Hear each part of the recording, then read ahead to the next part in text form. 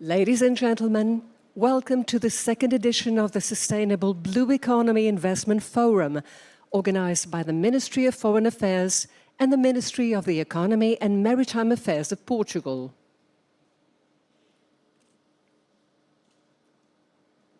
We will receive within moments the Prime Minister of Portugal, António Costa.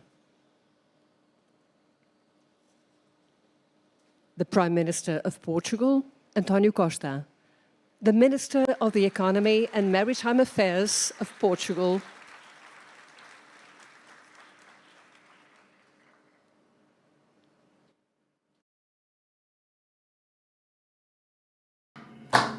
Mayor of the municipality of Cascais. It's always a pleasure to visit you in your municipality, a true capital in the Atlantic, between the Tagus River and the Atlantic. Ministers, ladies and gentlemen, allow me to welcome you all. It's a great pleasure to welcome you to the second edition of this forum. Last year, we were privileged to co-organize the second UN Ocean Conference alongside Kenya, and back then we organized the first edition of this forum. It was so successful that we decided to continue the initiative and have new editions. As promised, here we are. This is now the second edition, building a bridge to the continuity that will be brought by France and Costa Rica at the next UN Ocean Conference. The ocean economy at EU level has 4.5 million people working in it. 667 billion euros is the turnover, added value of 184 billion euros. But there is much greater potential. The blue economy at world level might double by 2030 in terms of potential, and sustainable investment together can produce benefits of 5 times more than the costs expected looking forward 30 years. And so here we are yet again today to talk about the great potential of the blue economy, but also to reflect upon the best ways in which to achieve a blue economy. Thinking in particular about financing mechanisms. We need more financing mechanisms, more diverse financing mechanisms, so that we can mobilize more resources to invest in the blue economy. Portugal is a privileged place in which to hold a meeting such as this. The sea has always been a fundamental resource for our country. It is part and parcel of our historical DNA. We have jurisdiction over almost 50% of the European maritime area and almost 50% of marine soils and subsoils. And that is why we need to focus on the sea and the potential of the sustainable blue economy. This is a priority for our country. We have defended the strengthening of the role of the ocean economy in the competitiveness of EU. We've focused on defending renewable ocean energies, on promoting bioeconomic technology in the blue economy. And this is why we have a very detailed, comprehensive agenda when it comes to the ocean economy. Portugal wants to remain at the forefront of the debate on ocean governance. We have contributed decisively to making sure that ocean affairs are at the forefront of the agenda. The UN Ocean Conference we organized last year was evidence of this during the Portuguese presidency. Last year, we also worked on a global agenda looking forward to 2050. In May 2021, at a conference on the future of Europe, I stated that others looked towards Mars and the Moon, but Europe should look at the oceans as a mission for all of the European Union. We will continue to ensure that this topic remains at the top of the EU agenda and on the strategy of the EU looking forward. We continue to be a linchpin in the blue economy. We want to have a target of 30% marine protected areas by 2026 for ocean renewables. The aim is to have an installed capacity to produce wind offshore power of 10 gigawatts by 2030. This was an engagement undertaken at the second UN summit. But I can now announce that this very month of October, we will make an expression of interest in participating in offshore wind projects. We will be seeking to identify interested promoters and begin dialogue to try and identify new projects. Portugal, since 2020, has had the first offshore wind park.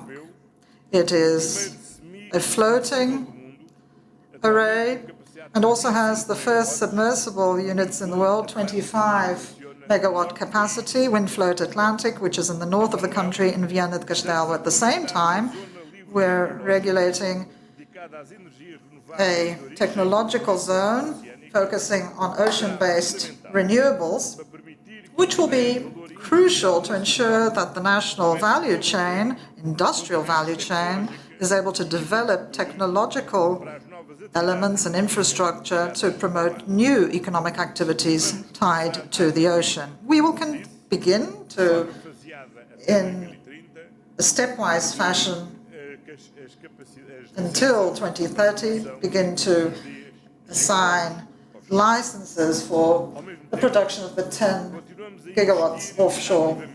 At the same time, we will continue to invest in infrastructure, blue economy infrastructure.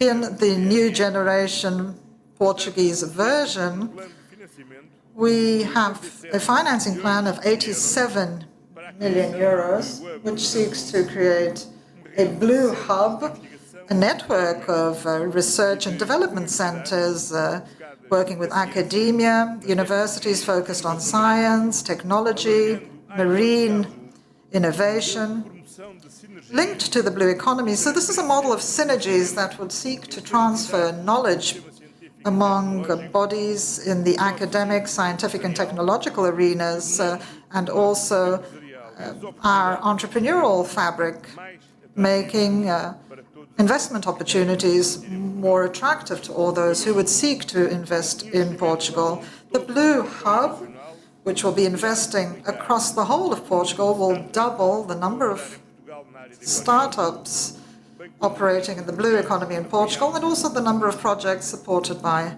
public funds. We're also seeking to decarbonize maritime transportation. Portugal is at present the fourth EU member state with the greatest number of ships bearing its flag. We have investments that we're looking towards in terms of green shipping to reduce fossil fuel consumption. We're also modernizing the national shipyards, focusing on new specialized services that seek to promote the energy transition. And finally, we want to be a hub of excellence in the field of blue biotechnology, attracting investment and know-how from across the world so that we are at the cutting edge of scientific development and are able to generate value in our market, focusing on reindustrializing traditional sectors through blue biotechnology. We are supporting, for example, the creation of the International Biotechnology Center, supported through the Blue Foundation. The aim being to, in the former refinery of Matosinhos, set up a new center, international center, focused on maritime biotechnology. The ocean is at the very heart of what Portugal represents. In Portugal, biotechnology already plays a very strategic role, but there is enormous growth potential. And as such, Portugal has made sure that its maritime policy, its maritime space, its ocean energy efforts are all aligned with the blue economy at European level. It is fundamental, however, to finance this strategy, and so in addition to public monies, we need to mobilize private investors. I am certain that this forum, as was the case in the first edition, will help us identify new tools, find new players that will help us develop the blue economy. So, ladies and gentlemen, I wish you all fair winds and smooth sailing throughout this forum. Thank you.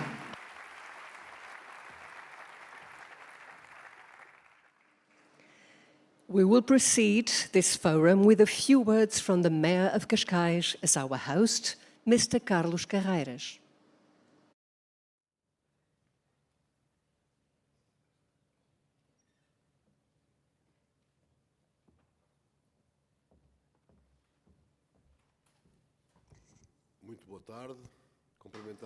Good afternoon. I would like to thank the Prime Minister because it's always a pleasure to welcome here in Cascais. Unfortunately, we haven't had the opportunity of welcoming him that often for obvious reasons, and that is why we would like to make the most of all of the occasions that we have to do so. So, Prime Minister, you are always a welcome and honoured guest here in Cascais. I would also like to welcome the ministers of the Portuguese government, as well as many other governments, many of our friends and neighbouring countries.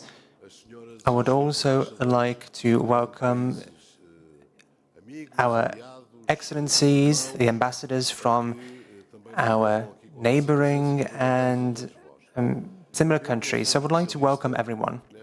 Let me start by saying that I'm not an expert when it comes to the blue economy or the ocean. So with that proviso, I would like to say that I cannot tell you much more, and I cannot add to what other experts will say today. But what I can tell you is, I have never had the opportunity to talk so much about something that I'm not an expert of as a mayor of our municipality. And it is very difficult to talk about so many things, but that's why I'm here. But I would just like to tell you an anecdote when I became mayor of Cascais. They asked me to look at the borders and see exactly where Cascais bordered with Oeiras and Sintra, and trace two imaginary lines and see exactly where the Portuguese Sea would fit within this imaginary border. And we saw that in Cascais we were 100 times larger, on the sea than on land. Now, what does this mean? It means that if we were to make the most of even 1% of the sea resources, we will be doubling the richness and wealth of Cascais. In light of this, and looking at the continental shelf and expanded the continental shelf, Portugal has always been identified and has been put in a specific box. But we want to take a step back. Sure, we are a peripheral country, but we are not small, we are not poor. Portugal is a country which boasts untapped potential. This untapped potential has seen the light here in Cascais, not only from a sociological point of view and other matters, but we have also been able to tap into the natural resources, our fauna and flora. And, for example, we have been looking at the kelp forests which have been growing here. So we have been able to make the most of all of these resources. When it comes to kelp, they are great carbon sinks, and they have the exact same capacity to absorb carbon compared to their land counterparts. So when it comes to the blue economy, it is very important both from a financial point of view, a social point of view, as well as environmental point of view. When we look to the sea, what I can tell you is that it is within the depths of the sea that we will find the answers to many problems that we are facing in the world, be they environmental, social, or financial. And looking towards three pillars of the environmental matters, I can tell you that Cascais has been selected as one of the 50 municipalities across the world in the COP held in Egypt, because we have a number of measures that allow us to take a step forward in the future. That's why you really do have to understand that it is a great privilege, a great honor to be here today and to exchange ideas, to learn from one another, and to have you here as consultants, if you will. I do believe that when I used to study, when I was 16, that one of the things that I really learned is that it is bad to copy. But we do like to copy what you are developing. So copying isn't bad, despite this fallacy that we had learned when we were younger. So welcome to Cascais, and I hope that it does represent a great place to be for you. Thank you. It is with great pleasure that we present a video message from the Secretary General of the United Nations, António Guterres. The ocean is the foundation of life itself. As this forum reminds us, it is also the foundation of many economies and the fundamental source of prosperity and jobs. But we are destroying the health of our ocean, from climate change and rising sea levels to overfishing, choking plastic pollution, biodiversity loss, and overdevelopment. Changing the tide means changing mindsets and changing behavior. It requires greater focus on sustainable fisheries, aquaculture, offshore wind, and tidal energy projects, and green tourism and shipping, as underlined at last year's UN Ocean Conference in Lisbon. The proliferation of bonds, funds, and other financial measures to promote a sustainable ocean also demonstrates the dividends of investing in the blue economy. At the same time, global political momentum is growing to conserve and sustainably use our ocean and its resources. For example, once in force, the recent agreement on marine biological diversity of areas beyond national jurisdiction will create new opportunities to invest in a sustainable future for our ocean. A sustainable blue economy is one of the greatest opportunities of our time. Let's ensure that our ocean and its extraordinary gifts sustain communities, prosperity, and human health for generations to come.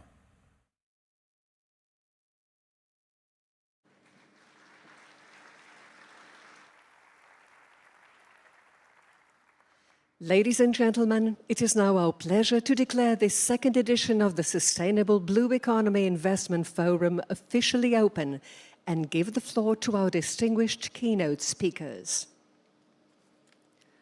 It is with great pleasure that we present a video message from Her Excellency, the Commissioner for Agriculture, Rural Development, Blue Economy and Sustainable Environment of the African Union Commission, Josefa Saku. Sua Excelência Antônio Costa Silva, Ministro da Economia e dos Assuntos Marítimos de Portugal, Suas Excelências presentes, caros investidores, distintos participantes, todo o protocolo devidamente observado. É uma grande honra para a União Africana ser convidada para este evento estratégico que visa mobilizar os agentes econômicos e ampliar as ferramentas de financiamento para promover uma economia azul sustentável. I am currently in Kigali for the Ministerial Retreat on Agenda 2063 of the African Union. I regret not being present in Estoril.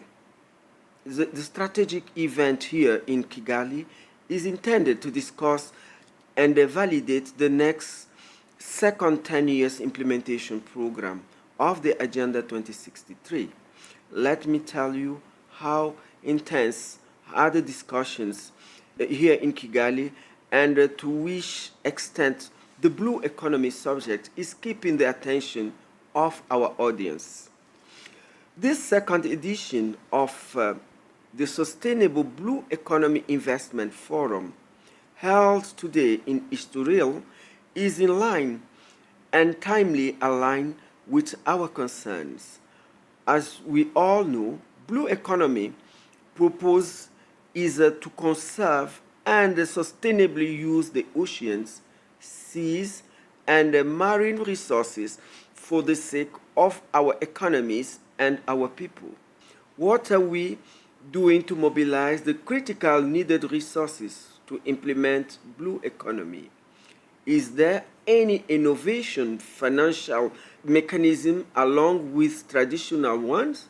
These are the topics we should explore and we should be discussing during today's conversation. Economy is driving the world. It is therefore logic today to engage investors and largely the private sector to be involved in the protection of our common ocean. The Sustainable Blue Economy Investment Forum gives us this critical opportunity to bring together policymakers, ocean users, the benefiting stakeholders to sit, talk, be aware, and strategize. African Union Commission interest on Blue Economy Investment Forum. African Union is fully encouraging the useful initiative that will open silos and arise concerns on the need to scale up financing tools to promote a sustainable blue economy. The forum must also raise awareness of innovative ocean actions. We need to urgently build a common vision and a common language for a sustainable ocean economy and build synergies between ocean management, trade finance, marketing, and distribution value chain.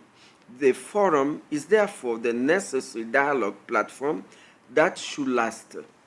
Subjects to share with investors include climate change impact and mitigation measures, coastal erosions, rising of sea level, global warming, oil spills, plastic pollution, illegal fishing, etc.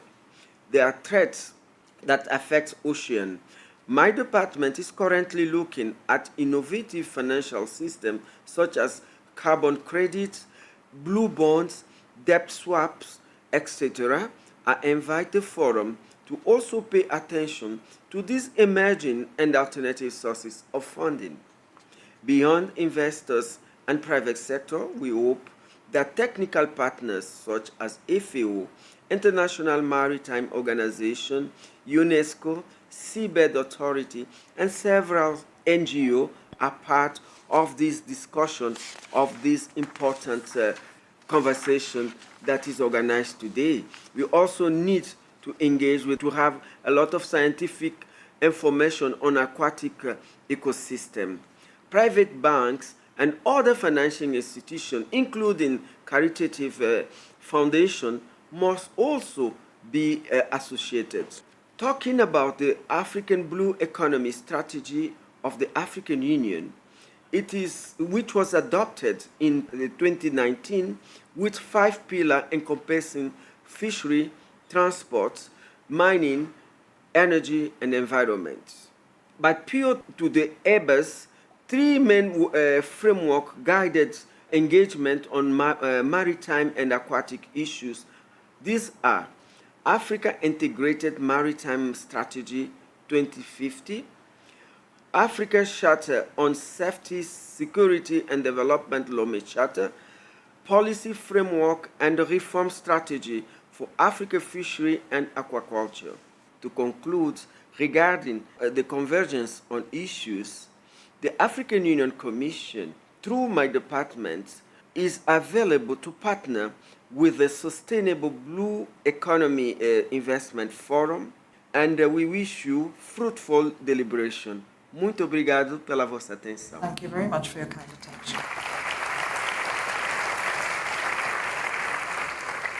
Ladies and gentlemen, please welcome the United Nations Special Envoy for the Ocean, the Ambassador Peter Thompson.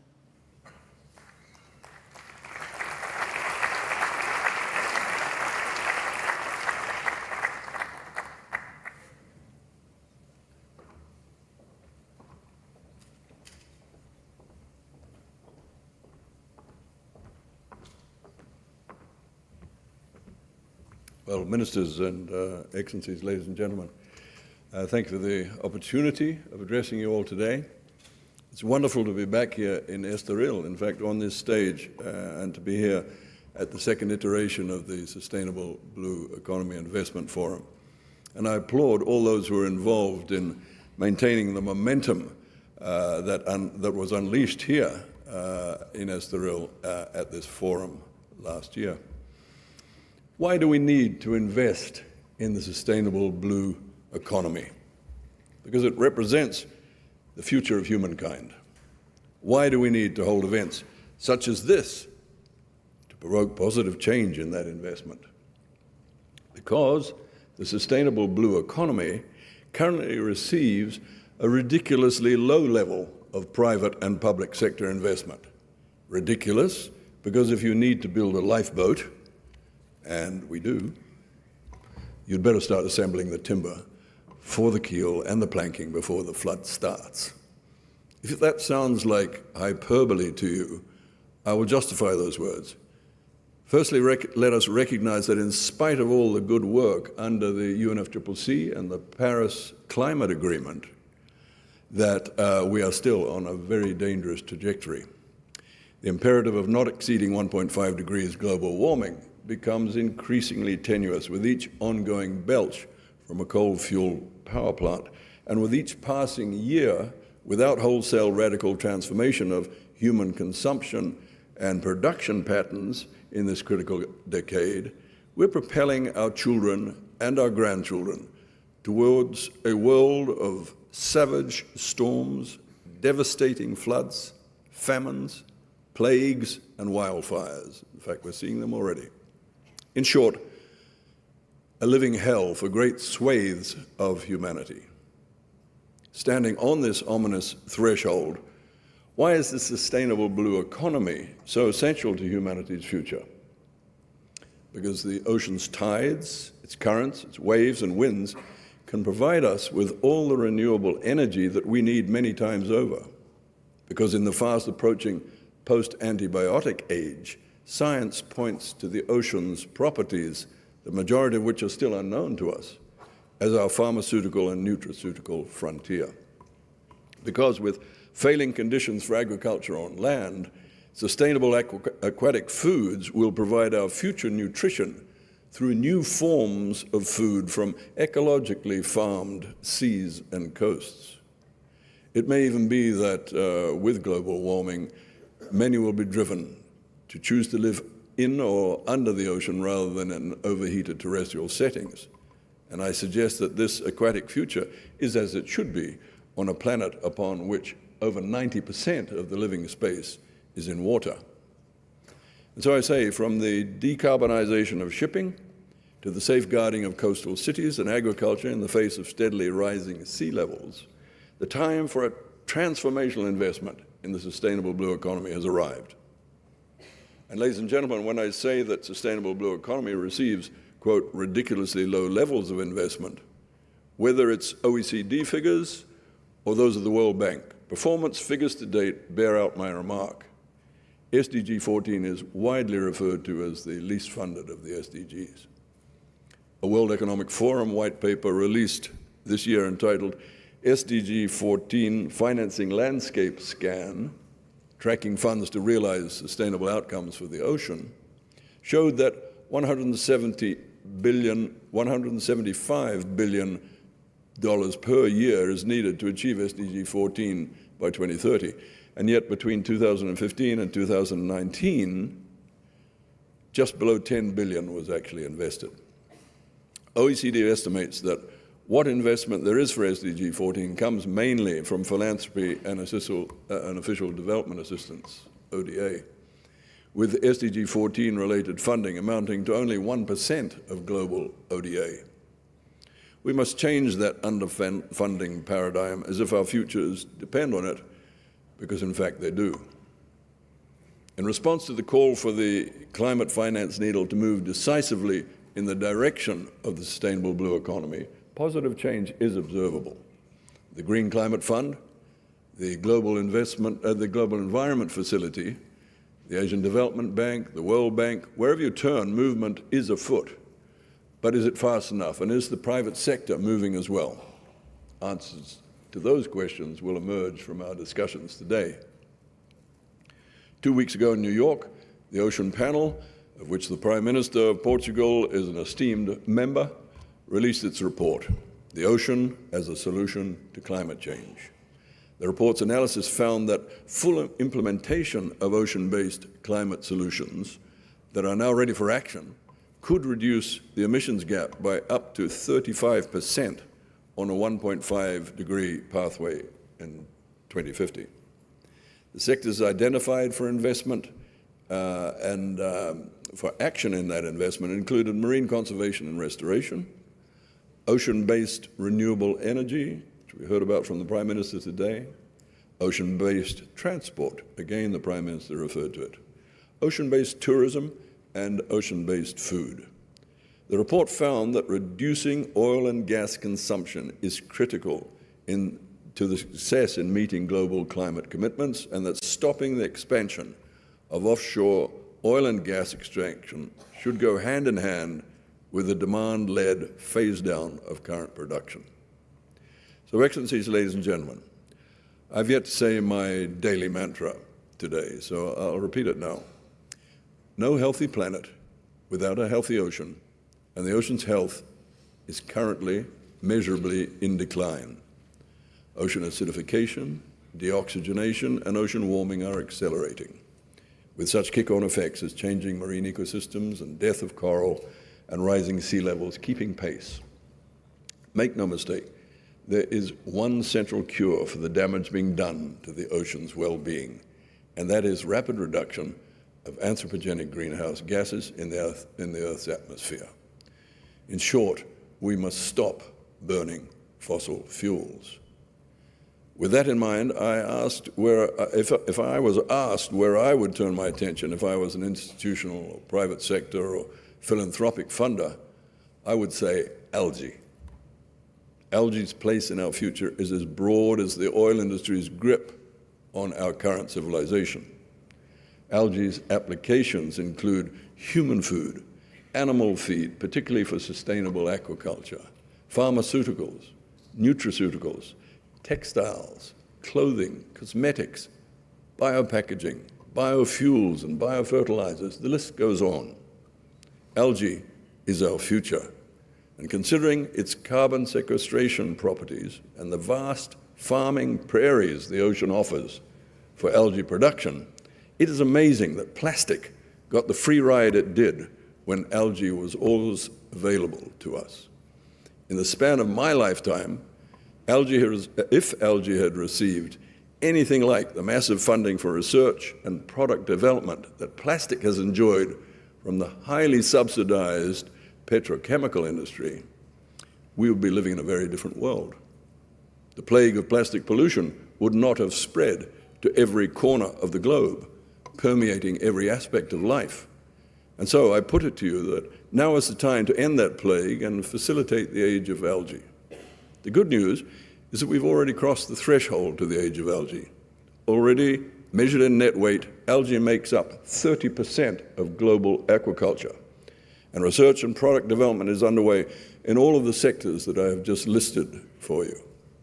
Like all startups, risk and opportunity abound. But I suggest to all the private sector investors and financial enablers present with us today that as you drop oil-based assets from your portfolios, find your way to replacing them with algae-based equivalents.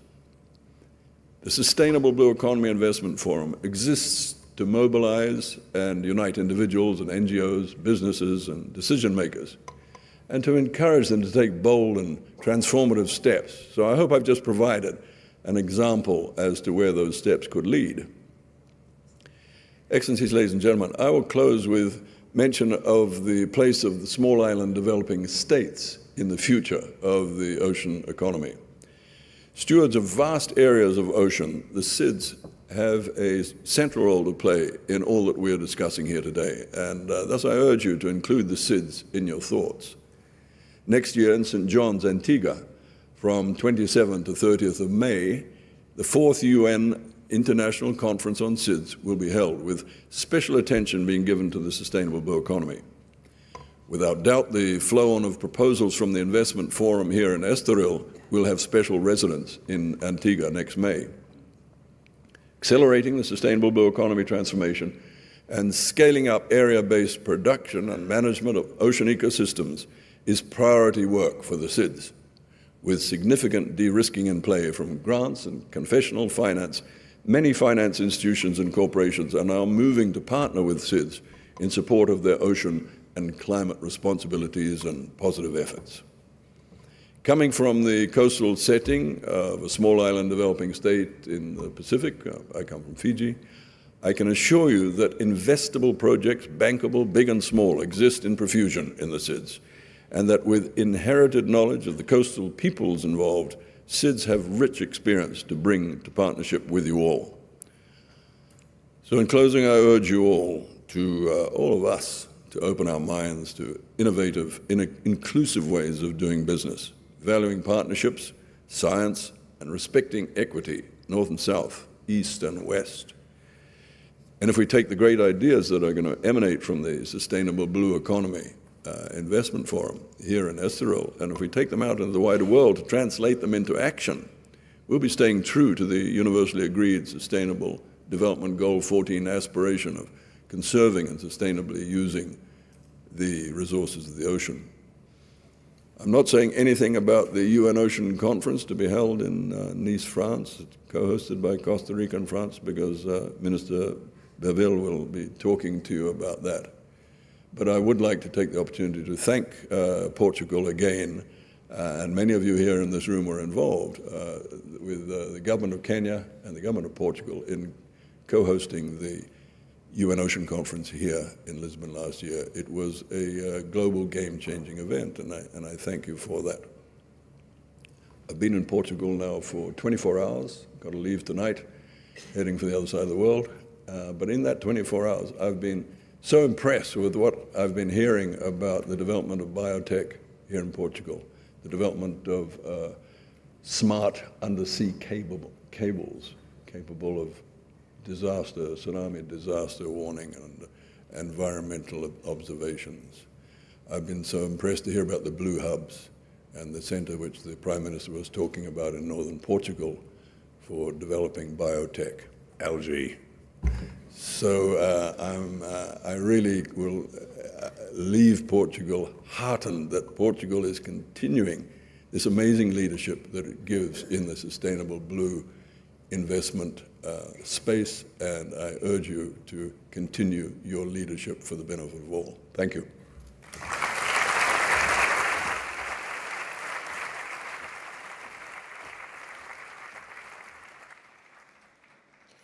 We are honored to invite the Secretary of State for the Sea of France, Hervé Berville.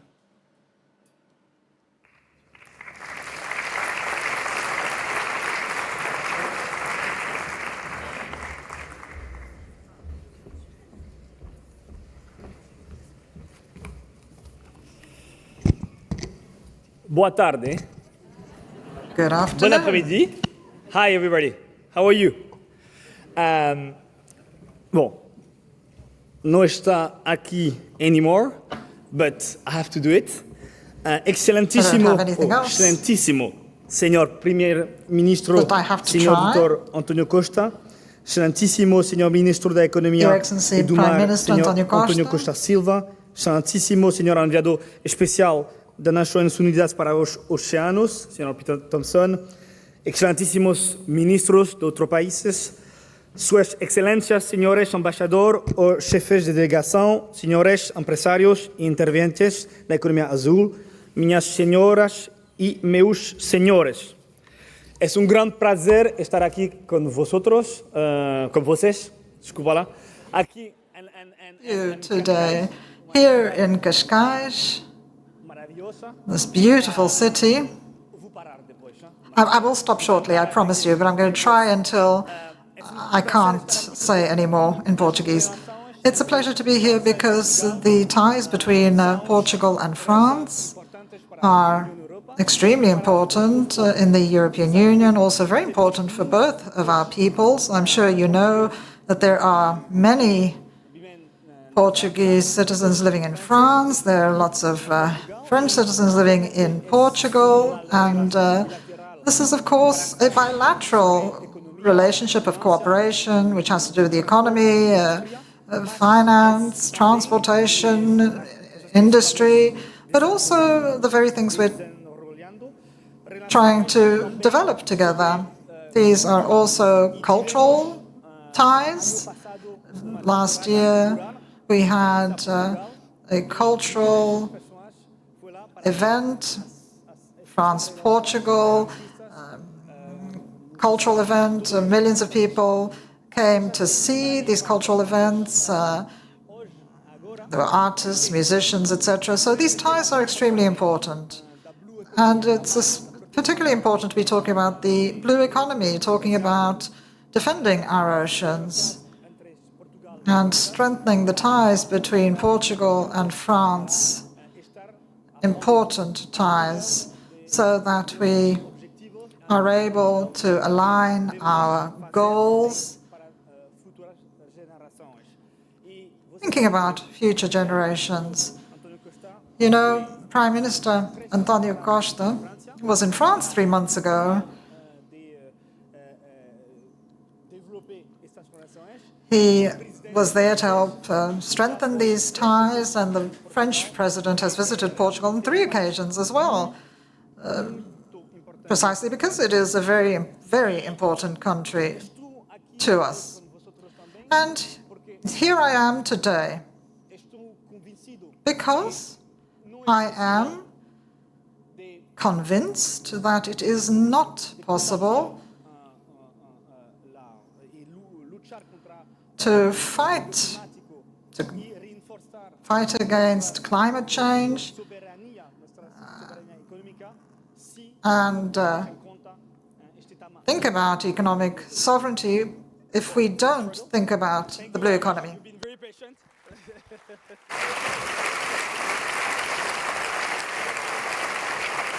But thank you so much. So now you have the choice, because we live in a democracy. So either I continue in English or in French. So who wants that I continue in French? No, okay. So I'll try to continue in English. Okay. So there is a lot of effort to do here for people to speak French, Mr. Minister. No, it's really a pleasure because, as a lot of you said, there is two great challenges in our time that we share in all our countries. First, the issue of climate change and biodiversity loss. And the second is how we strengthen, we reinforce this issue of economic sovereignty, of autonomic sovereignty.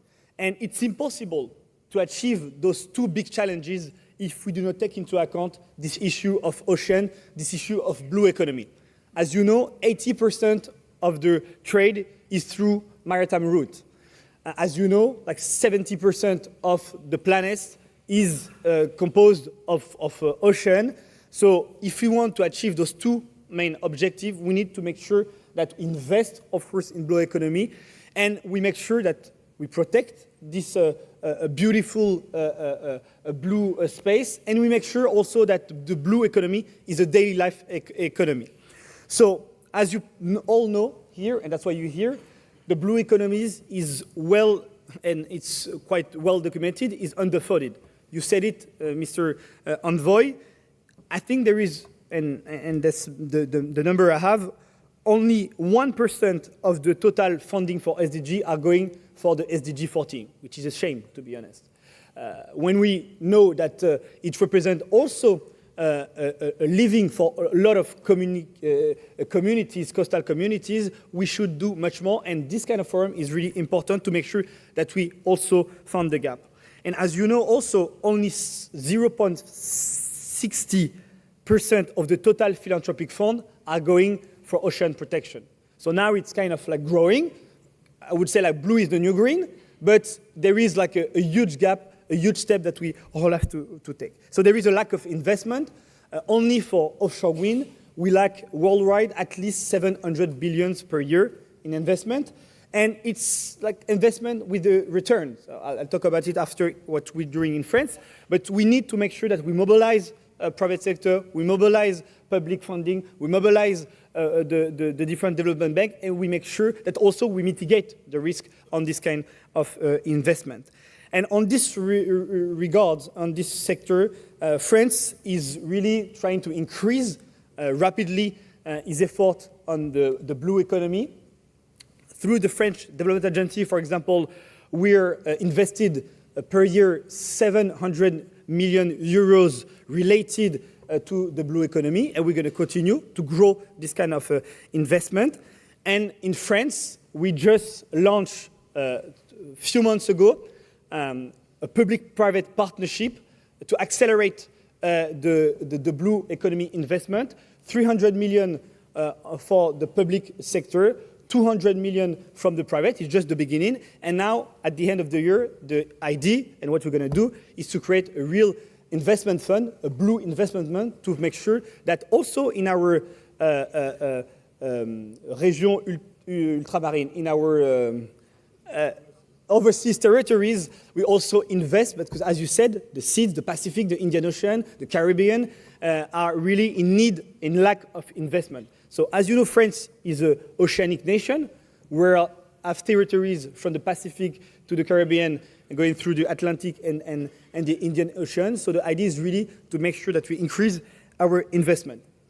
And why we're doing it? Because as all of you right now, we are all convinced that the blue economy, of course, is a solution to the challenge of our time, but the blue economy is the daily life economy, is the economy of the future, and is economy that can achieve at the same time making sure that we tackle climate change and making sure we provide economic sovereignty, we provide also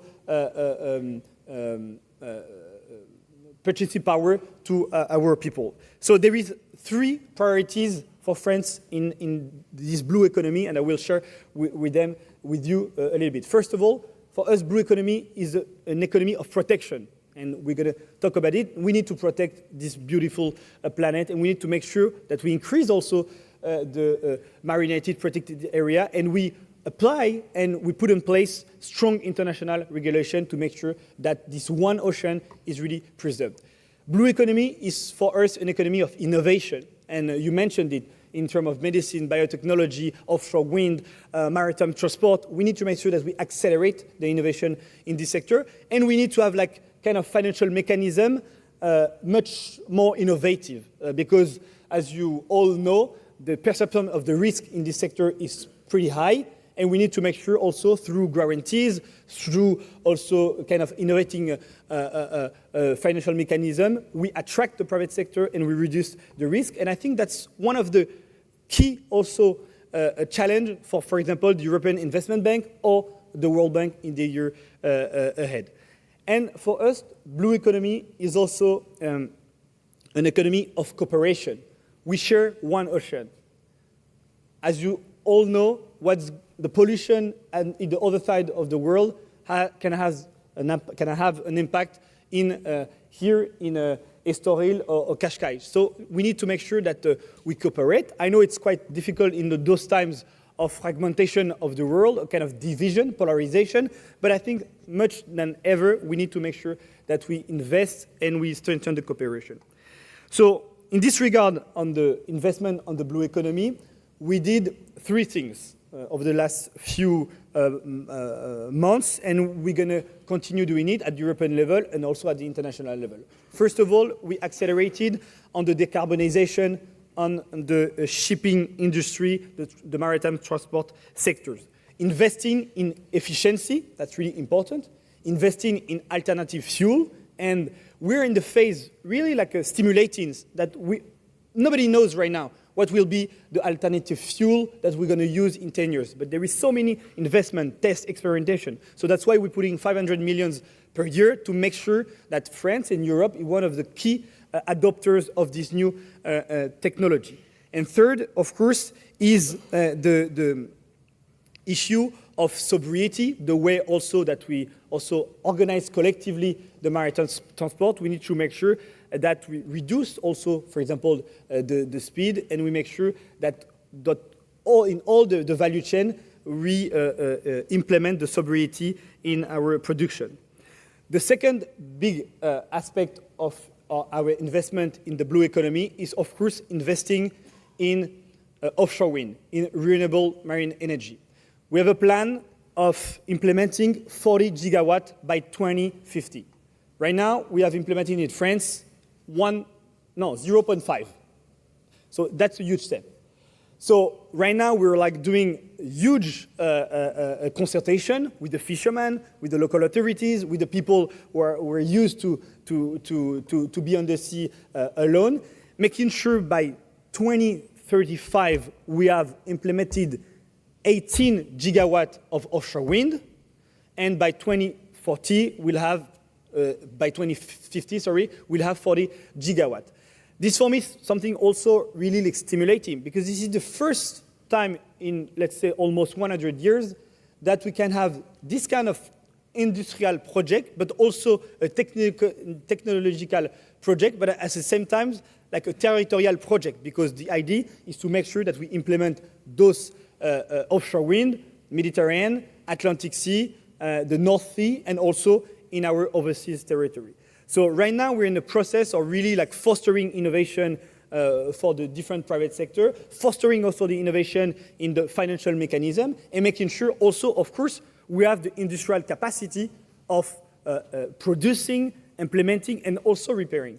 So what's going on right now in the port of France, it's kind of one of the biggest jump into a new sector, and we welcome, of course, all the investors, and I think that is something that we're going to continue pushing also at the European level. And the third big dimension of our investment is the blue economy, because I truly believe that the blue economy is an economy based on the human capital, is of course training, formation. And we have here the director of the French Maritime Academy. We just signed with the Escuela.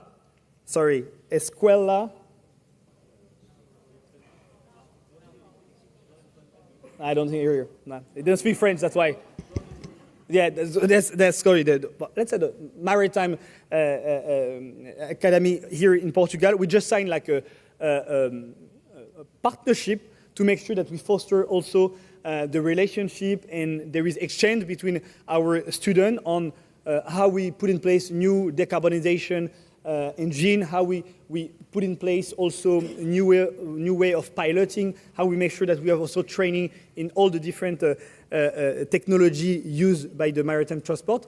So what we're doing in the training is also a huge gap in terms of people trained and the shift that we have to encourage, that we have to foster in terms of expertise and in terms of what they were learning before. And it's exciting also because it will also create jobs, create like new places of training all across our countries and also in the world.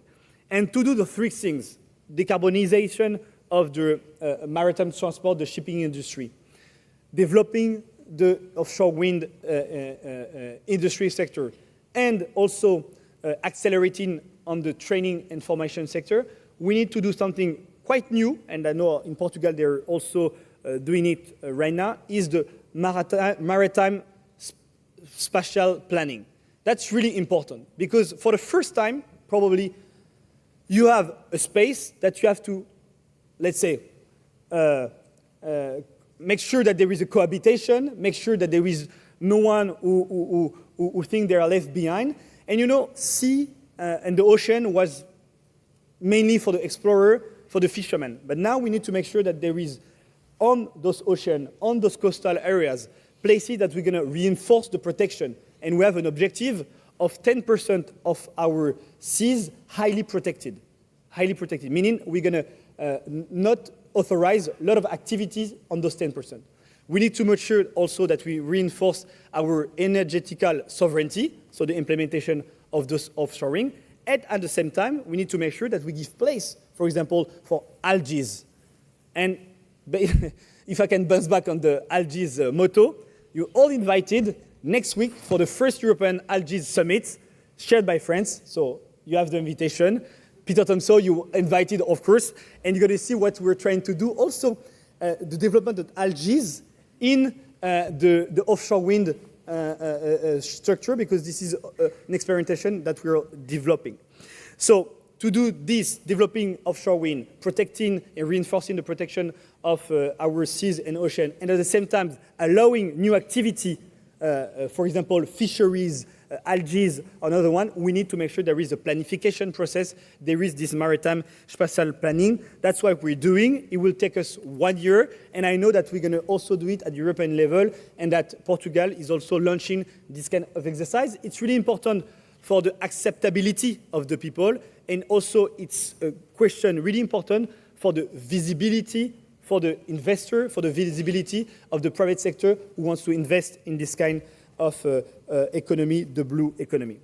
And I will conclude by saying that I said like it's blue economy is an economy of innovation, is an economy of course protection. That's what we're doing also in our territories, but it's first and foremost an economy of cooperation.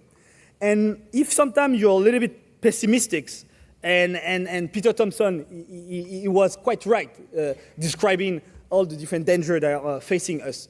But there is a lot of like also sign of hope on the front of the ocean protection. In 1 year, we managed at the COP15, Common Morale, to agree on the protection of 30% of the sea, 30% of the land by 2030. We managed to adopt the BBNJ Treaty, Biodiversity Beyond National Jurisdiction. It was a treaty that was stuck into the deep sea for 15 years. And thanks to the European countries, and it was also, let's say, boosted by President Macron during the One Ocean Summit in Brest in February 2022, we managed to adopt this treaty, and we managed 2 weeks ago to have 81 countries signing it, including the US and China. So in the moment when multilateralism is quite sometimes like put into question, it works. And it works for a treaty that is universal and binding. And a treaty that does not allow the vote by consensus. So no single country can block, for example, the creation of a marinated protected area. So what we managed to do in 1 year on the front of the COP15 biodiversity, on the front of the BBNJ, it's quite, let's say, I wouldn't say extraordinary, but at least remarkable. And we managed another thing that for me it's kind of a personal battle, and I think it's a question of coherence and credibility, is the fight against deep sea mining. You know, deep sea mining is one of this kind of activity that some countries, some people want to start. I think it will be like a big mistake because it will cause irreversible damage on our sea. And how can we say that we want to save the ocean? How can we say that we want to protect the ice seas if we allow an activity that will go down to more than 4,000 meters with machine of the size of blue whales to dig kind of precious or rare metal that a lot of industries, including Tesla, BMW, Porsche, say that they don't want. So I think for me, one of the key elements of the blue economy is to make sure that the blue economy is a smart economy, is an economy looking at the long term and not looking at the short-term revenue. So that's why I'm really happy that 1 year ago, we were only 4 countries advocating for a moratorium or pause. Thanks to the diplomatic work, and I really thank Portugal also, we're part of that, we are more than 28 countries saying we should take the time, we should, first of all, continue to have the research, the science, and not going into exploitation, but exploration. So that is why I also urge you to invest in exploration of the deep sea. France is putting in place a program of 350 million euro over the next 6 years, to invest in exploration of the deep sea to better understand, because for me, better understanding is better protecting, and to make sure that we do not take any irreversible action and any irreversible activity that will damage the ocean. For me, that's something really crucial, and that's something like I will regret my whole life if we do not manage by 2025 to have like a kind of a strong majority saying we should not start deep sea mining. And it will lead me to the final thing I wanted to tell you. Of course, invited you in France in 2025, Nice. Todos estão bem-vindos. It's not Brittany. I'm elected from Brittany, the west of France, the most beautiful part of France, if you know. But it will be in south of France. Okay. Je suis grand seigneur. And this summit, this United Nations Ocean Summit, is really a key moment for us. Because first of all, we have the pressure. After Portugal and Kenya, we need to make sure that we put the bar at the same level. And our 3 objectives is to make sure that we really move forward and we have concrete action on the protection of the ocean and marine biodiversity, that we have also usable and really concrete financial tools. You mentioned blue bonds, you mentioned debt swap, you mentioned different like loss and damage thing. All the scheme that you want, but we need to make sure, especially for the seeds country, especially for the emerging country, that we have like financial mechanism ready by 2025 to be used to protect the ocean and to accelerate, foster the blue economy. And the last point, so there was protection, developing the economy. The last objective of this big conference is to make sure also that we listen much more to, of course, the scientists, that we'll have a moment before only with scientists, but also that we listen to the people from oceanic territories, what are called les cultures océaniques, oceanic culture, people from those small islands, people living on the coastal area, making sure that in the challenge they're facing, sea rise level, acidification, we put in place also public policy that are aligned with the specificity, we're also aligned with what they were used to do and with their own knowledge. And I think for me, this kind of taking into account this ocean culture in implementing public policy is for me something that will help us to be much more efficient and much better in investing and fostering blue economy. So that's what I wanted to tell you, my dear friend. You see the challenges are quite big, but I think the feeling and the deep conviction that we all share that it's the moment to accelerate on the blue economy. That's the moment to tackle this issue of economic sovereignty and climate change makes no choice than investing in blue economy, because it's I will say, beautiful economy, but that's true. It's a beautiful economy, and it's an economy that put at the heart of it, people, communities, and that is why it's also an economy of cooperation. And that's why I'm glad to be here. I'm glad that in France we will host after Portugal this really important moment. So, vive la blue economy, vive l'amitié entre la France et le Portugal, vive la République et vive la France. Merci.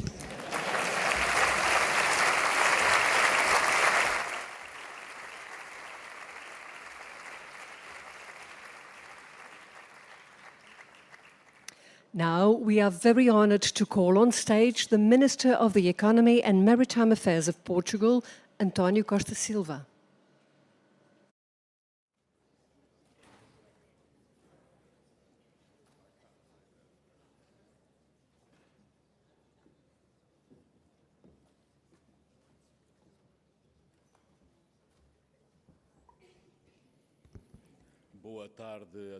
Good afternoon. Allow me to greet all ministers, the UN Special Envoy for the Ocean, Peter Thompson. I will now switch into English so that all our guests and friends can follow. Everybody to follow. Portugal is a maritime country. We have 2,500 kilometers of coastline. We have an economic exclusive zone of 1.7 million square kilometers that is under the jurisdiction of the Portuguese state. And of course, we are deep concerned about the health of the oceans. The oceans are deteriorating in terms of the global climatic system. And make no mistake, the oceans are the stabilizers of the climatic system of the Earth. We have experienced in the last 12,000 years a pretty stable conditions in terms of the climatic system of the Earth. And this has allowed the development, the extraordinary development of all the human civilizations, from Mesopotamia to India and China, from Egypt, Africa to South America. And today, given the key issues related with our economic model and the growing consumption of fossil fuels, we are deteriorating and impact this climatic system.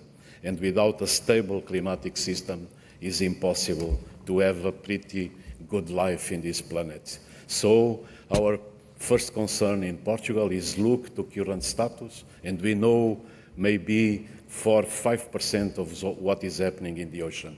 So our country adhered some years ago to an international project, is the Argo project.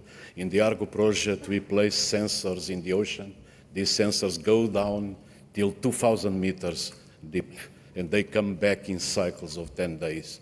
They provide all the information that we need about the ocean, the pressure, temperature, degree of salination, the degree of acidification, the volume of plastics, the volume of biological resources. And this project is revolutionizing all the oceanographic investigation and research. And each day we know more and more about the very difficult situation of the ocean. And during the scope and the implementation of this project, we just discovered that in the top layer of our ocean, in the last 3 decades, we left the accumulation of a huge amount of heat. And this release of this heat, of this energy to the atmosphere, under mechanisms that the scientists cannot understand today, creates all these climatic events, the extreme climatic events that we are witnessing in a very repeated way across the world, affecting people, affecting countries, affecting populations. And sometimes we, the human species, we don't learn with our mistakes. And when we need all the international cooperation, all the countries working together, shoulder by shoulder, to discover the solutions for this challenge, which is the most existential threat to the human species, what is happening today in the world? A war in Europe, geopolitical fragmentation, disruption in the supply chains, more difficulties in terms of the cost of life for the people, and we are not facing exactly the elephant that is in the room. And make no mistake, if the continuation of this deterioration goes on, it will come not only to the ocean, because we have in the Northern Hemisphere a very difficult situation. In the Northern Hemisphere, we have the permaglass, which is the frozen soil, the permafrost, the frozen soil that covers 25% of the northern hemisphere. There is 1 billion tons of carbon that is stored in this 25% of the area of the northern hemisphere. If the warming of the planet continues like that, we will see in the atmosphere the double volume of carbon compared with today's volume. And this is unbearable for life. And on top of that, we can see also the crucial change regarding the massive ice sheets that we have in the North Pole and in the Southern Pole. And make no mistake, the ice is another key stabilizer of the climatic system of the Earth, because the ice reflects the great majority of the radiation of the sun that reaches our planet, and we need to contain that. And to contain that, we have in Portugal a strong vision, and we try to work with our friends, with our colleagues, with different nations of the world. Even this morning, with Minister from Angola, Carmen dos Santos, Minister of Namibia, of Comoros, we discussed how we can progress together, develop plans, and we are ready to cooperate everyone. We have a strong vision in our country, and the first issue here is to protect really the oceans. So we have this compromise that the Prime Minister reaffirmed today here. Till the end of this decade, we have to protect 1/3 of our marine areas. Today we are around 12–13%. We are progressing. We have the largest protected marine area in the Northern Hemisphere, located in the Madeira archipelago, in the Selvagens Island, and we want to expand this network of protected marine areas. For that, is not enough to delimitate the area just on the map.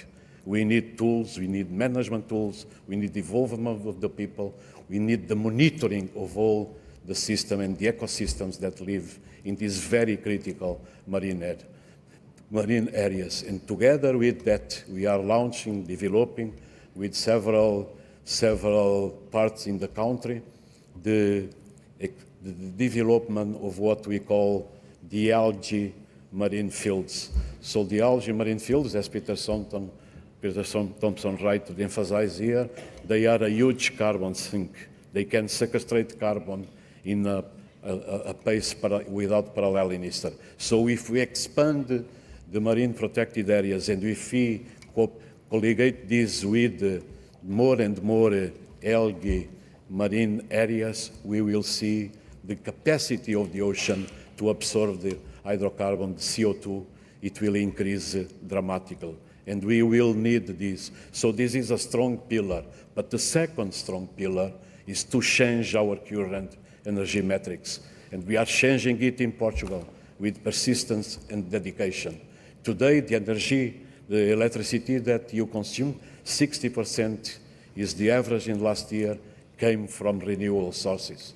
From January to August of 2023, 68% of the electricity consumed in the country came from renewables. And we need to expand our cluster of renewable energies. They will be a key solution for the change of the energy metrics for Portugal and for the world. Look, the extraordinary development of the solar energy. Each day we receive from the sun 8,000 times more energy than the one that the planet consumes. So with the ingenuity and creativity of the human species, and this is where the solutions rely. We need new ideas, new solutions, creative minds in order to find the way for the future. And we have developed all this system in Portugal. We hope to continue and reinforce. And as the Prime Minister said today, we are launching also this 10 gigawatt project in the eolic offshore. Our resource, our wind resource in the offshore shows a potential that is appreciated by consortiums, company, research centers. We have velocities of the wind that can go to 7–8 meters per second. We have a power of radiation that can reach 400 watts per square meter. These are quite attractive resources. But we would like to develop these resources to change completely our industrial basis. We can be a country that is on the top, on the upfront, in generating the new generation of green industries. Take the example of the steel industry. The steel industry is responsible for 8% of the emissions of CO2 in this planet. And the steel industry, and we will need steel more and more in the future because it's a key material. But we can produce this material with renewable energies and lower significantly the footprint of carbon of this industry. And we speak about the steel industry, we speak about the fabrication of batteries, we speak about the fabrication of electric cars. So we have a vision to incorporate all these systems and change dramatically the economy. But the key change for the economy relies on the ocean. And why? Because I am deeply convinced that we need to replace these very pollutant materials that we use each day, the plastics, the chemical fertilizers, the fossil fuels, and we can do that with biological products, most of them coming from the ocean. The ocean can provide a new generation of biofuels, a new generation of biotextiles, a new generation of biopharmaceuticals, of bionutraceuticals, of biocosmetics. The biomolecules, the biomaterials, they have a range of properties that are extraordinary. And one of them, they are sustainable. And this with great joy when I visit different technical centers in the country, companies, enterprises. I see all these very good ideas that are blossoming and they will be developed. And just a few examples. Last Friday, I was in Coimbra in a project with the university and the installation of a new computing center in the Coimbra University with the mayor and also with Microsoft, Google, and these companies. And what happened? When we visit the startups, a young and bright engineer, Tiago, I was speaking with him and he said, Minister, this is a bioplastic that is fabricated by cyanobacteria. Please look at it. So the cyanobacteria are one of the key elements of the ocean. If we use the potential of these cyanobacteria, we can have a new generation of bioplastics, sustainable, and they will contribute to reduce significantly the pollution in the planet, and we can have a new development. I was in Aveiro, University of Aveiro is one of our key universities where the research on oceanography and the climatic change issues related to the ocean is most advanced. And I was looking to this small vitrine with these very small animals, sea slugs. And I asked what they are doing. These sea slugs, this is amazing. They just steal clasts from the plants and they do themselves the photosynthesis. I was convinced that photosynthesis was a property of the plants, a quality of the plants. These animals, and nature is perfect in its functioning. And our main mistake along this path of the civilization is our divorce from nature. When we divorce from Mother Nature, thinking arrogantly that we can develop a civilization, ignoring everything that is related with the environment, is our major mistake. Because nature is perfect.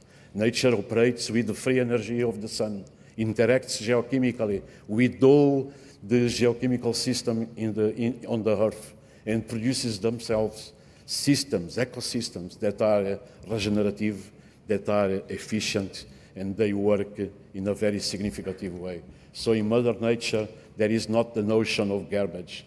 So related to these projects in Portugal, we are paying also strong attention, not only to develop the biotechnologies, the biomolecules, but also the circular economy.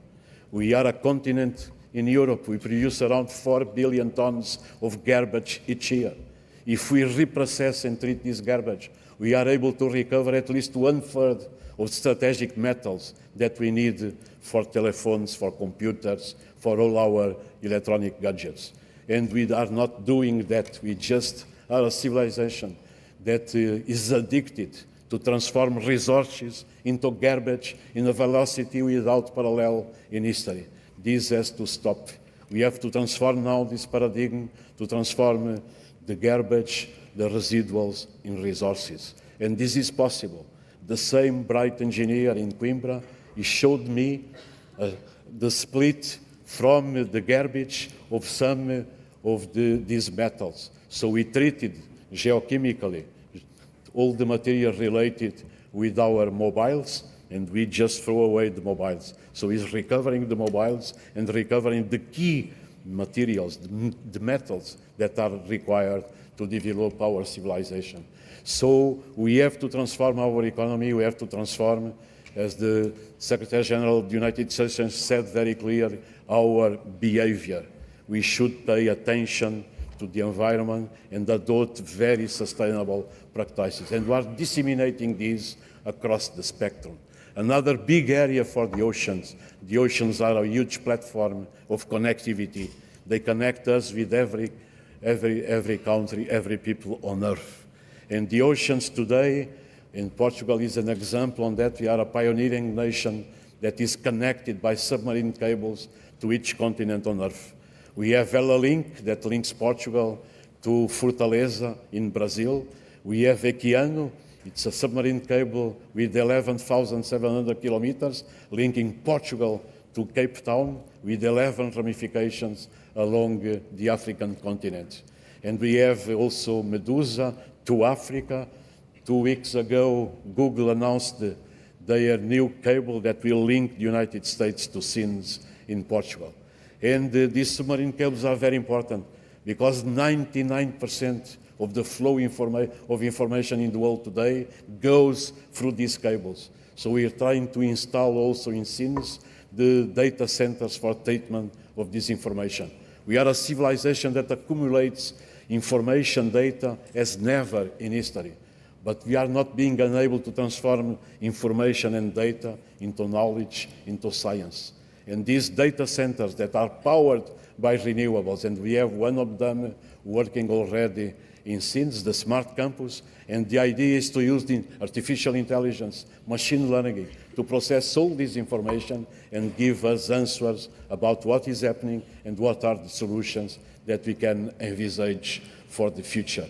So we are working in multiple dimensions, from energy, from the data, the databases, but also with the ports.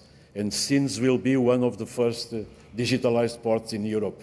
We have a strong agenda within our national plan of recovery and resilience to transform Sines in a digitalized port, to optimize all the flux of information, to optimize the flow of data, and to produce a new generation of services and products aligned to Internet of the Things and with the operations.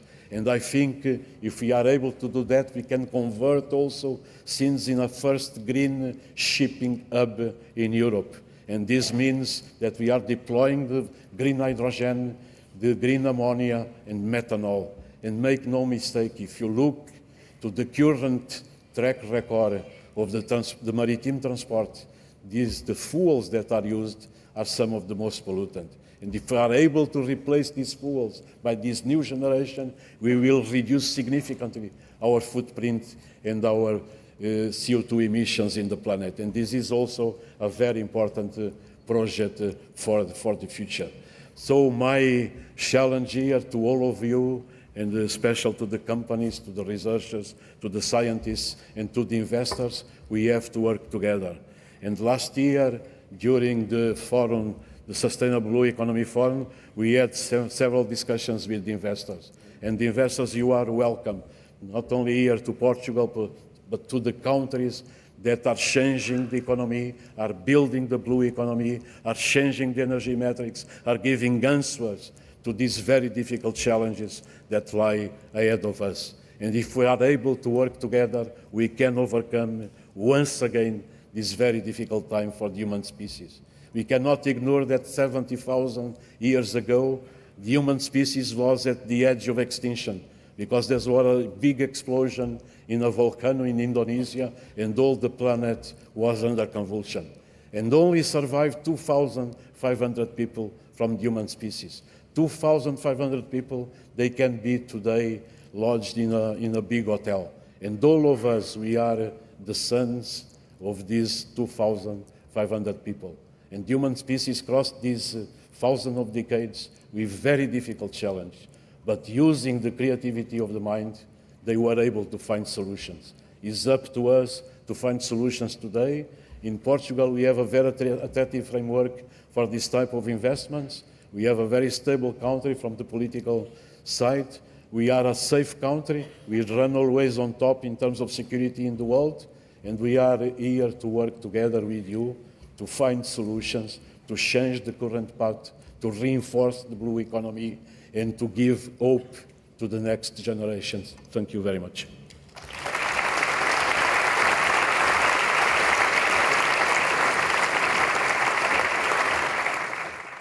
Thank you very much. Now, ladies and gentlemen, we would like to invite all of the attendees for a business and pitch break. Take this opportunity to exchange contacts and ideas. Please return your devices on your way out to the staff. Parallel sessions will start in 45 minutes. Please kindly arrive on time to the chosen session.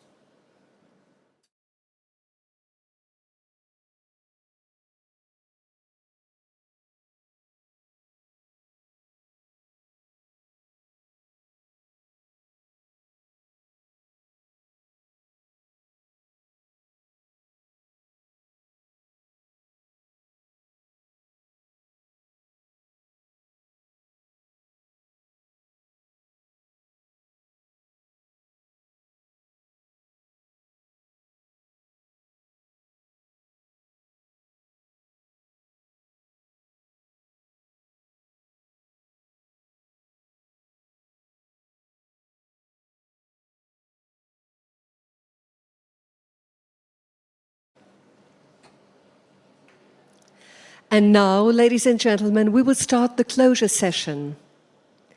It is with great pleasure that we present a video message from the co-chair of the Africa-Europe Strategy Group on Ocean Governance and Blue Economy, Nancy Karigetu.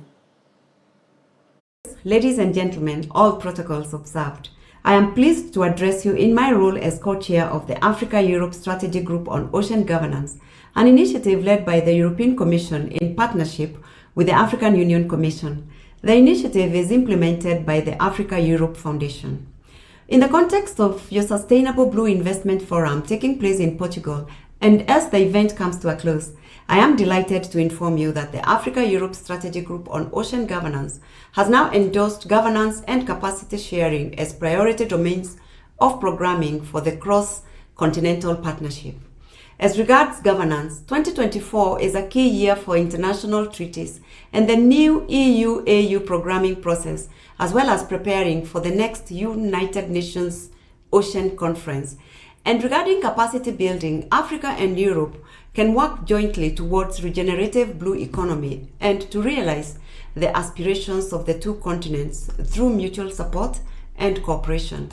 On the backdrop of your meeting and with a view to bring together Africa and Europe, we cordially invite you to the first African Blue Summit, which is scheduled to take place in Tangiers, Morocco, on 16th to 17th November 2023.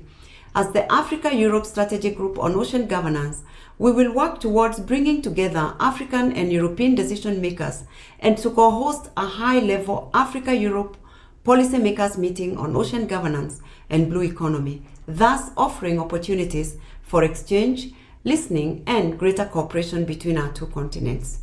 Moving towards COP28, we look forward to engaging with you and to also leverage Ocean Day on 9th November 2023 with the aim of elevating the ocean and blue economy politically and financially.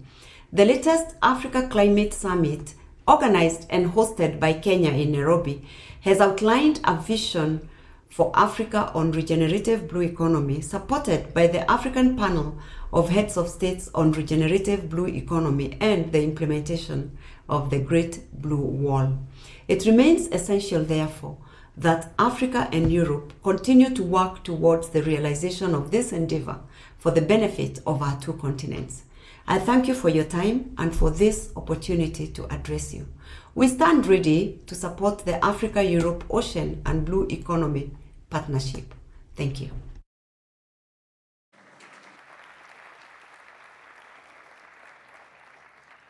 Ladies and gentlemen, we are very honored to call on stage the Minister of Foreign Affairs of Portugal, João Gomes Cravinho.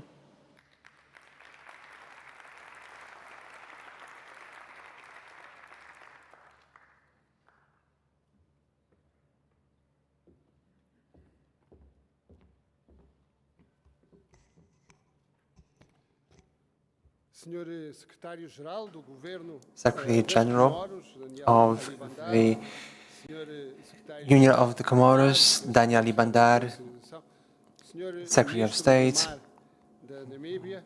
Ministry of the Sea of Namibia, speakers and representatives of international organizations and embassies, investors and civil society, ladies and gentlemen.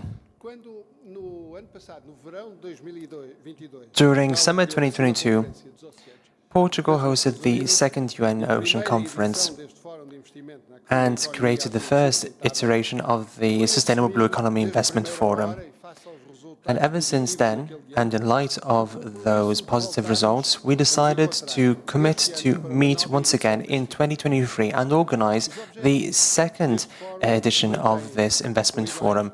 The goals have not changed. We want to increase the debate relating to the blue growth, and we also want to showcase the untapped potential of this industry when it comes to promoting sustainable measures.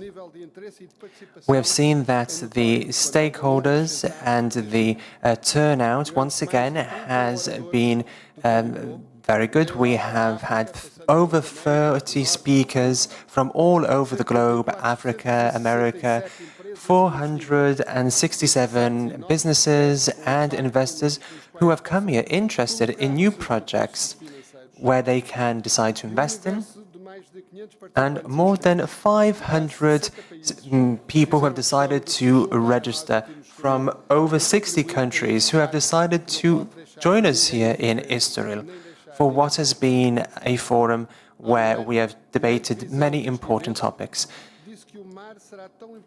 The ocean will be as important for Portugal as it was in the past. That's what we said 1 year ago. I can tell you that it is the third largest pillar in Portugal. It is preceded by health and education. If we look at the fabric of this industry, this encompasses biotechnology, aquaculture, as well as traditional trade, and this represents more than 5% of GDP and export, as well as 4% of national jobs. In other words, it performs better than, farming and agriculture and wine, among others.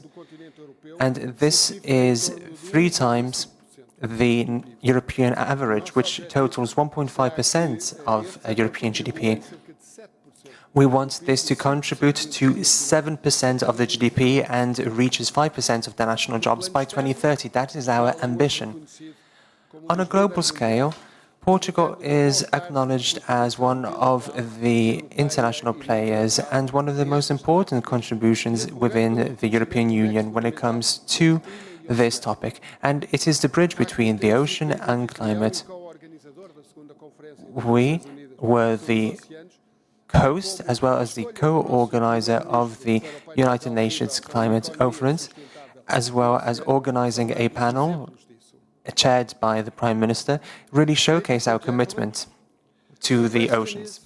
How can we build the blue, sustainable and inclusive economy that we seek to attain?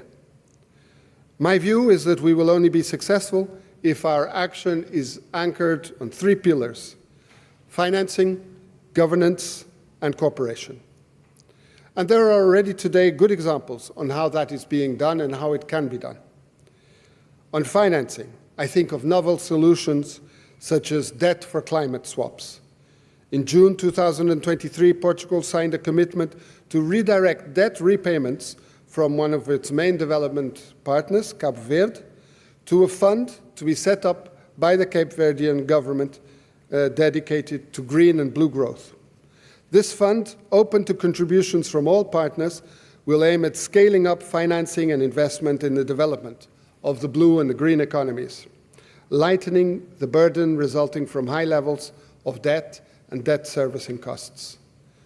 This is an initiative that we are ready to broaden to other development partners, and particularly member states of the community of Portuguese-speaking countries, and which we hope will serve as a relevant model to be replicated at a global scale by other partners. When it comes to governance, I must of course mention the BBNJ Treaty, known also as the High Seas Treaty. This is a critical, legally binding instrument which will help us achieve the Sustainable Development Goals, especially SDG 14, focused on conserving and sustainably using the oceans, the seas, the marine resources. This historic achievement must be recognized and should be a stark reminder that even in complex negotiating processes, in the context of today's turbulent world, the international community can come together and it can find new models of governance that put the ocean and the planet at the center in a comprehensive and inclusive way. I had the honor to sign this agreement on behalf of Portugal on September 20th in New York, the first day that the treaty was open for signature. Now, we must move swiftly on the ratification of the agreement so that it can enter into force as soon as possible. And from our side, we shall promote a swift internal approval of the treaty, and we call on all our partners to also do so. Thirdly, last but not least, we must sustain a high level of cooperation. Just a few minutes ago, we heard Ambassador Nancy Cariguito, one of the co-chairs of the Africa-Europe Strategy Group on Ocean Governance and Blue Economy. With Pascal Lamy from the European side, the co-chairs and the high-level expert group have a mission to create a mutually beneficial vision for the two continents on ocean governance, especially around the blue economy, strengthening understanding and capacities. Portugal supported this joint Europe-Africa effort from the very beginning, when it started during our presidency of the European Union in the first half of 2021, and we will continue to do so, contributing to this discussion that we consider critical. This joint Africa-Europe effort is a great model of what we can and should be doing together across continents, and we look forward to the upcoming results of the group's deliberations. And speaking of Africa, a continent with whom Portugal and Europe share the priority conferred to the ocean, it is important to recall that we are natural partners. Commissioner Sacco alluded to this at the opening session, but let me flesh out a few key indicators for you. 39 out of the 55 African Union member states have access to the sea. 22 out of 27 European Union member states are coastal states. Together, we have 38 million square kilometers of exclusive economic zones. In both continents together, the blue economy has generated per year, in the past few years, around over €1 trillion, employing around 50 million people. Mindful of this shared future, the current presidency of the African Union, exercised by the Union of the Comoros, placed the blue economy as a top priority for its term, and this is the type of ocean-centric leadership that our world needs at this moment. It is therefore no coincidence that we have had the honor of welcoming and listening to, that we shall have the honor of welcoming and listening to the Secretary General of the Government of the Union of Comoros, Mr. Daniel Ali Bandar, in representation of President Assoumani, the current chair of the African Union. Thank you, Mr. Secretary General, for being with us here today, and it's an honor for me to be closing this event with you. Last June, our Secretary of State for Internationalization, who is also here, headed the Portuguese delegation to the Ministerial Conference on the Blue Economy and Climate Action in Moroni, in the Comoros. This was a landmark event, which, among other things, deepened the efforts to accelerate the efforts around the Great Blue Wall initiative. Portugal's presence at the political level in Moroni was a clear sign of our commitment in collaborating with you, with the African Union, with the international community, and around our shared ocean agenda. Ladies and gentlemen, I am sure that today's event was a wonderful opportunity for all stakeholders, public and private, entrepreneurs and investors from around the world to get together to chart a new way forward. What I want to tell you is that that new way forward is known. The Lisbon Declaration from last year, the Moroni Declaration this year, have both laid it out clearly, and I want to quote from each of these declarations. The Lisbon Declaration said that we must explore, develop, and promote innovative financing solutions to drive the transformation to sustainable ocean-based economies. And it said that we emphasize that strong governance and adequate financing is essential to effectively implement and maintain the marine protected areas and many other of the measures. From the Moroni Declaration, the following sentence about championing a new partnership in blue economy through enhanced cooperation and collaboration. So, in a nutshell, we have here the three elements that I said are central: financing, governance, and cooperation. And now is the time to come together and to act. Muito obrigado. Thank you very much. Thank you.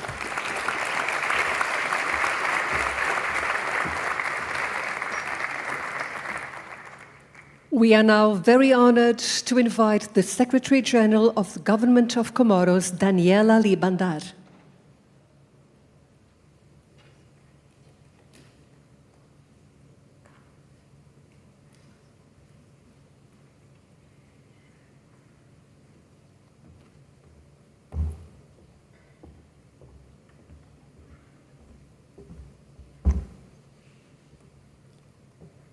Excellences, Monsieur le ministre des Affaires étrangères, Excellences, Monsieur le délégué chargé de la pêche, mes chers collègues, membres du gouvernement ici présents, Mesdames et Messieurs, représentants du corps diplomatique, Mesdames et Messieurs, représentants du secteur privé, Mesdames et Messieurs, représentants de la société civile, mes chers collègues, communauté scientifique, honorables invités, bonsoir. Je tiens d'abord à remercier Monsieur le ministre des Affaires étrangères de la clarté de son intervention et je tiens aussi à m'excuser d'avoir parlé en français parce que je sais très bien que la plupart d'entre nous comprennent très bien la langue anglaise plutôt que la langue française, mais ça sera catastrophique si j'essaie de parler en anglais. Donc vous allez m'excuser. Chers amis, dans cet après-midi, différentes couches de la société, s'agissant des décideurs, des scientifiques, des entrepreneurs, de la société civile, ont abordé les aspects liés à la mer et les océans, notamment le transport maritime, la pêche, l'aquaculture, l'énergie, le tourisme et la finance bleue, mais aussi aux enjeux qui les engendrent, à savoir le changement climatique, la disparition de la biodiversité, la pollution et l'exploitation irrationnelle. Nous savons tous que le littoral et les eaux marines côtières sont des milieux naturels remarquables, intensivement utilisés par l'homme, et cette utilisation conduit dans l'ensemble des zones littorales et maritimes de la planète à une dégradation des ressources, à une dégradation de l'environnement, à une compétition pour l'utilisation de l'espace terrestre et maritime et à des conflits et interférences entre les usagers multiples. Chers amis, les débats qui ont eu lieu ont révélé que les relations écologiques, les relations fonctionnelles et les relations économiques entre ces espaces sont de plus en plus évidentes et qu'une approche intégrée apparaît nécessaire. Cette approche consiste en des orientations politiques et des mécanismes de gestion qui reconnaissent les interrelations entre les différents systèmes écologiques en vue de la protection de l'environnement et du développement socio-économique afin d'assurer les bases du développement durable. Et cette même relation doit inclure les zones situées en amont des littoraux et des bassins versants, étant donné que les pratiques de gestion dans chacun de ces systèmes peuvent produire des effets dans la zone aval. L'enjeu est de taille. Il existe plusieurs centaines de traités dans le domaine des affaires maritimes, malheureusement, et du droit de la mer, portant sur la navigation, la protection du milieu marin, la gestion des ressources biologiques, pour ne citer que quelques exemples. Il y a la Convention de Montauban, la Convention des organisations maritimes internationales, la Convention de Mariupol, la Convention de Ramsar, la Convention cadre de changement climatique, la Convention sur la diversité biologique, la Convention de New York, mais aussi la Convention européenne sur le paysage. Mais Ce texte constitue les bases fondamentales, certes, à toute gestion concertée et internationale du milieu marin. Ils garantissent les aspects de gestion, de conservation, de protection, de prévention, de promotion, de lutte contre les mauvaises pratiques. En complément à ce texte, mes chers amis, plusieurs structures à différents niveaux sont suivies, au niveau international, au niveau des régions ou des continents, au niveau des nations, voire même au niveau décentralisé. Mais, cependant, il manque une coordination efficace et une vraie autonomie en termes de moyens financiers et humains pour les objectifs visés dans ce domaine. Pour rappel, le principe 3 de la déclaration de Rio, je cite, « Le droit au développement doit être réalisé de façon à satisfaire équitablement les besoins relatifs au développement et à l'environnement des générations présentes, mais aussi des générations futures. » Cette déclaration précise dans le dernier article, les États et les peuples doivent coopérer de bonne foi et dans un esprit de solidarité à l'application des principes consacrés dans la présente déclaration et au développement du droit international de façon à réaliser un développement durable. Il est évident qu'on a pu faire l'objet d'une politique d'environnement qui serait séparée des politiques de la pêche, du tourisme et de l'urbanisation. Chère assistance, dans le traité sur le droit de la mer, à l'article 182, je cite, « Les États ont l'obligation de protéger et de préserver le milieu marin. » Et l'article 207 de la Convention de Montego-Bay, je cite aussi, exprime bien l'idée que la préservation du milieu marin incombe non seulement aux États côtiers ou aux États du pavillon, mais aux États de façon générale. Car, y compris les États sans littoral, qui rejettent leurs eaux dans un système hydrographique international, qui se jettent dans la mer d'un État côtier qui n'a pas forcément la souveraineté sur le bassin versant à l'origine de ces rejets. Afin d'aider les États à mettre en place cette nouvelle stratégie de gestion intégrée et de préservation du milieu marin, de nombreuses organisations internationales ont proposé certes des lignes directrices que nous appelons parfois des modèles, à savoir l'OCDE, l'UICN, la Banque mondiale, la PNUE, le Conseil de l'Europe, l'Union africaine. Cependant, les résultats, aujourd'hui, nous pouvons être sûrs et certains qu'ils sont tous mitigés. Mais l'espoir y est. La conscientisation se poursuit. Cette année, il y a eu la déclaration de Moroni que M. le ministre des Affaires étrangères a clairement exposée tout à l'heure. Issue du sommet de climat qui a eu lieu à Nairobi. Et aujourd'hui, nous sommes ici, dans ce forum, et bientôt nous allons avoir la COP 28. C'est pour dire à quel point la conscience y est par rapport à ces enjeux de l'économie bleue. Dans cet élan, nous appelons à une considération particulière aux zones maritimes et côtières et aux États insulaires dans les négociations et décisions.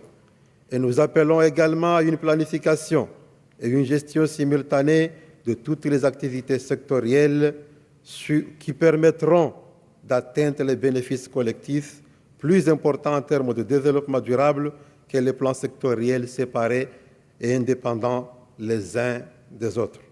Distingués invités, à nous d'agir aujourd'hui.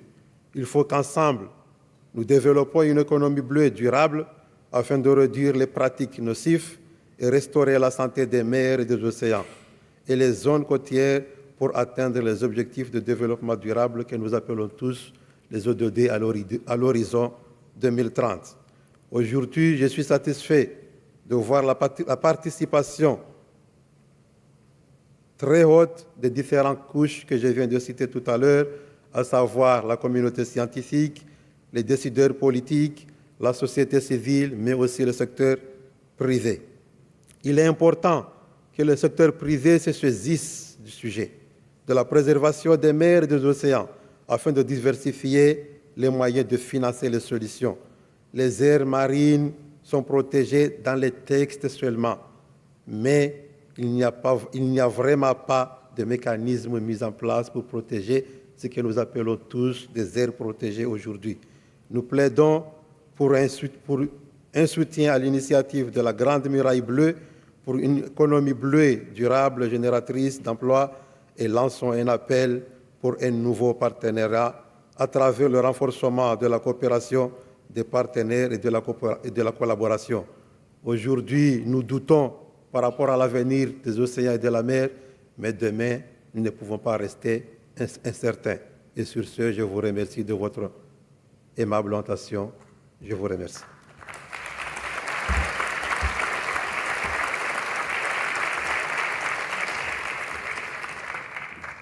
It is with great pleasure that we conclude this second edition of the Sustainable Blue Economy Investment Forum. Thank you all for your presence and for the important inputs given on all sessions. We would like to invite all the attendees together for a networking cocktail reception. Thank you and have a great time.